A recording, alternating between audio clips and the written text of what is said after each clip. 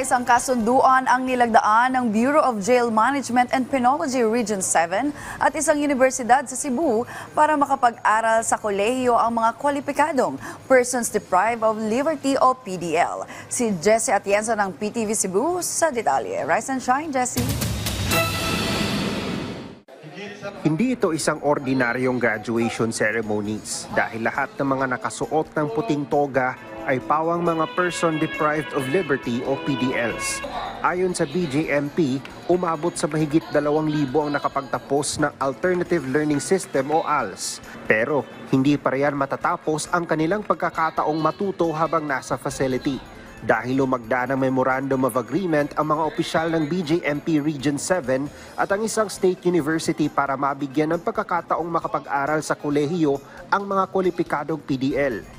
Kung maaari yung PDL namin, pag bumalik doon sa mainstream ng society, ay meron silang taas no silang haharap doon sa mga tao na sila ay hindi kagaya nung dati na pumasok sa kulungan, kundi ito'y total na reformation kung saan ay makapagtrabaho sila, makapagkaroon sila ng maayos na pamilya. Ayon sa BJMP Region 7, may 25 PDL na silang nakapag-enroll sa pilot program na tinawag nilang College Behind Bars. Kwalipikado sa programa mga PDL na nakapagtapos ng K-12 at nakapasa sa assessment.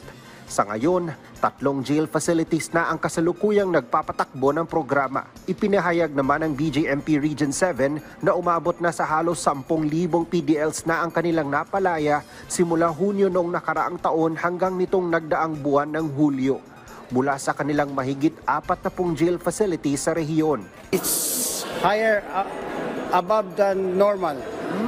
So, what does it mean, sir, if ganun? Dahil masigasig at makugihon ang tanan na personnel nato, labi na ang mga personnel. Lalo na yung paralegal officers natin na sila ang may toka na maghalungkat ng mga kung sino yung dapat ma-release at sino yung mga bibigyan ng incentives or mga na PDL para madali yung pag-alaya nila. Sa kanilang ika-33 anibersaryo ay kinilala naman ng BJMP ang lahat ng kanilang mga naging katuwang sa programa mula sa mga pribadong sektor, government agencies at mga NGO. Mula sa PTV Cebu, Jessie Atienza para sa Pambansang TV sa Bagong Pilipinas.